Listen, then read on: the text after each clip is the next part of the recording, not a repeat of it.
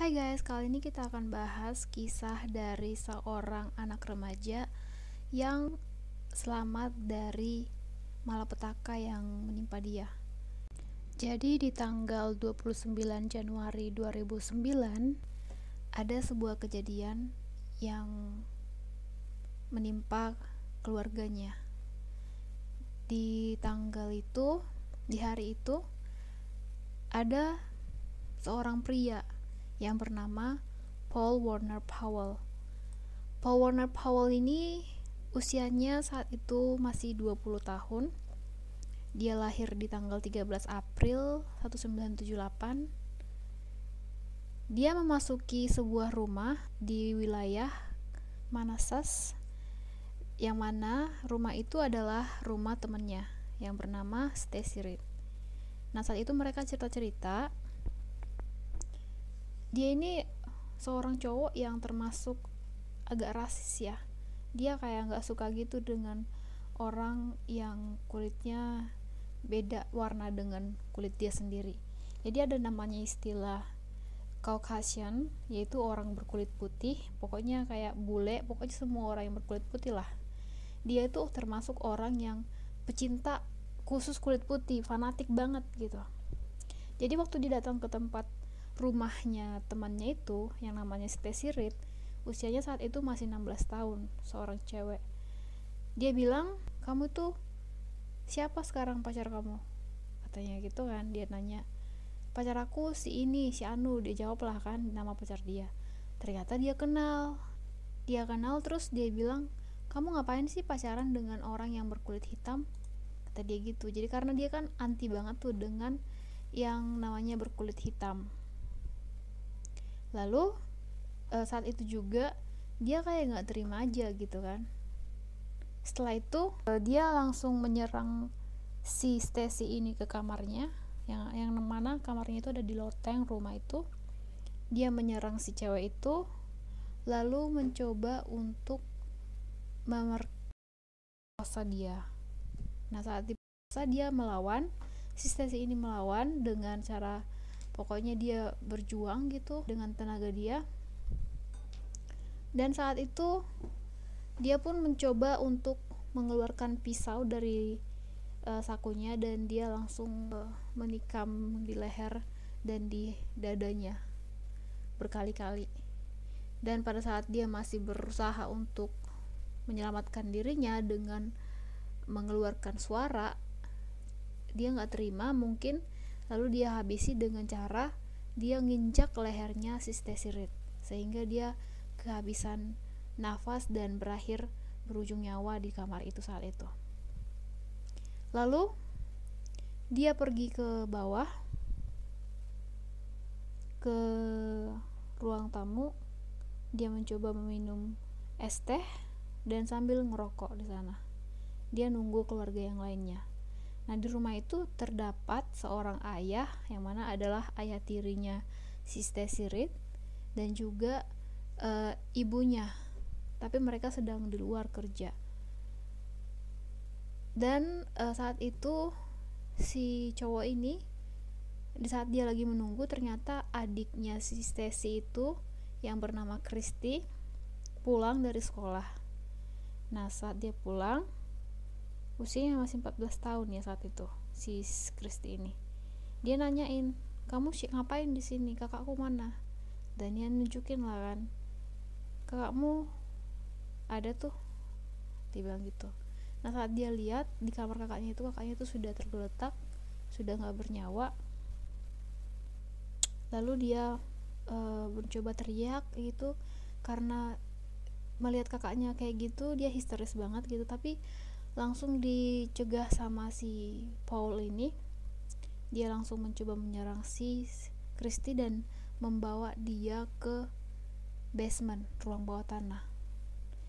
Mungkin di saat itu si Paul ini merasa itu dia sudah bebas saat itu ya. Maksudnya dia melakukan penyerangan dengan cara memerkosa si Christy di ruang bawah tanah itu, dan juga setelah dia selesai dengan tugas itu, dia langsung menghabisi nyawanya dengan pisau itu kembali, menyayat-nyayat lehernya dan mendam dia. Lalu dia naik lagi ke atas dan meninggalkan si Kristi ini dalam kondisi seperti itu. Lalu ayahnya si Kristi ini pulang melihat telepon rumah. Nah, dia sedang mencari telepon itu. Mungkin pada saat kejadian di mana si Paul ini menyerang si Kristi itu, karena Kristi juga berusaha mengambil telepon untuk menelpon seseorang, meminta tolong. Tapi karena telepon itu sudah terbawa ke dalam ruang bawah tanah, yang mana juga dicari sama ayahnya itu, nah dia pun menemukan si Kristi dalam kondisi ngap-ngapan, kayak orang yang kehabisan darah dan butuh pertolongan karena kondisi dia lagi kritis banget. Dia masih bernafas gitu. Nah, dia pun melihat telepon itu ada di sekitar ruangan bawah tanah itu, dan dia membawa putrinya itu ke rumah sakit karena sudah darurat, dibawa ke UGD. Nah, di saat dia sudah dalam pemulihan, ditanyalah sama polisi di hari itu juga, siapa yang melakukan ini sama kamu? Dia masih bisa menjawab. Dia bilang 2 kata, yaitu Paul Powell, yang mana itu adalah temannya kakaknya. Jadi si Paul Powell ini nggak menyangka saat itu, bahwa dia nggak menyangka kalau Kristi itu masih hidup gitu. Dia jadi pikirnya dia udah bebas saat itu, nggak akan ada bukti atau orang yang menyaksikan bahwa dia adalah pelakunya. Dan ayahnya ini pun bilang ya, waktu dia di kantor itu sebenarnya dia sedang gak enak badan, dia batuk, demam. Dia sudah ada firasat sebenarnya kayak gak enak. Terus bosnya juga udah nyuruh dia, udah kamu balik aja dulu ke rumah, gak usah kerja hari ini. Nah, karena dia ngotot, dia merasa aku kuat kok gitu. Sementara bosnya sudah nyuruh dia pulang duluan, gak usah lanjutin kerjanya. Dia merasa menyesal saat itu. Kenapa dia nggak pulang aja? Mungkin dia bisa menyelamatkan putrinya yang sedang sekarat, dan juga yang sebelum putrinya nggak akan kehilangan nyawa gitu. Jadi dia menyesali hari itu gitu. Nah, waktu itu kan di saat dilakukan persidangan atau proses hukum berkali-kali untuk si Paul Powell ini, jadi hakim merasa bahwa tim pengacara pembela itu tidak mempunyai bukti yang kuat untuk menuduh si Powell bahwa dia itu telah memerkosa, membunuh, dan melakukan tindakan bengis itu kepada si Stacey Reed. Mereka merasa gak cukup bukti, mungkin bukan Powell pelakunya gitu. Jadi karena tim pengacara gak bisa menunjukkan bukti yang kuat, tadinya dia mau dihukum mati karena melakukan hal itu, jadinya dia gagal dilakukan hukuman mati. Dia hanya dikasih hukuman sesuai dengan yang ada, yaitu atas percobaan kepada si Kristi. Jadi yang terbukti itu hanya si Kristi. Untuk si Stacey ini masih kurang lengkap bukti-buktinya, belum akurat gitu pikiran proses hukum ini kan. Nah, karena dia sudah gagal untuk dikasih hukuman mati, dia senang saat itu, si Paul ini. Nah, saat dia senang, dia mulai songong nih, mulai sombong. Dia pun mengirim surat, ya kan? Dia mengirim surat ke tim pembelanya atau tim penyidik saat itu. Apa yang dia bilang di surat itu? Dia menyombongkan diri gitu. Dia bilang karena dia merasa, yes, aku sudah bebas dari hukuman mati, rasain lu, kalian gagal kan, kalian ngapain kalian bantu-bantu aku sudah, memang selama ini aku gak pernah ngasih tahu apa yang terjadi di tempat itu, tapi aku kasih tahu ya sekarang ya, kalian itu bego, ngapain kalian nolong aku. Dia kayak gitu, kayak songong. Tapi ya udah, aku nggak akan bisa dikasih hukuman mati lagi toh aku sudah bebas dari hukuman mati, dikasih hukuman biasa gitu ya gitu. Dia merasa sombong, dia merasa bangga karena dia bebas dan mengalahkan semua orang yang telah menyudutkan dia gitu kan. Terus dengan surat itu dan juga bukti-bukti yang ada mulai mencuat gitu kan, barulah ketir-ketir nih gemetar dia itu, karena seiring dengan bukti yang dia kasih surat itu juga prosesnya hukum semakin ketat gitu, semakin ada bukti-bukti lagi yang memastikan bahwa mungkin cek DNA dan segala macam.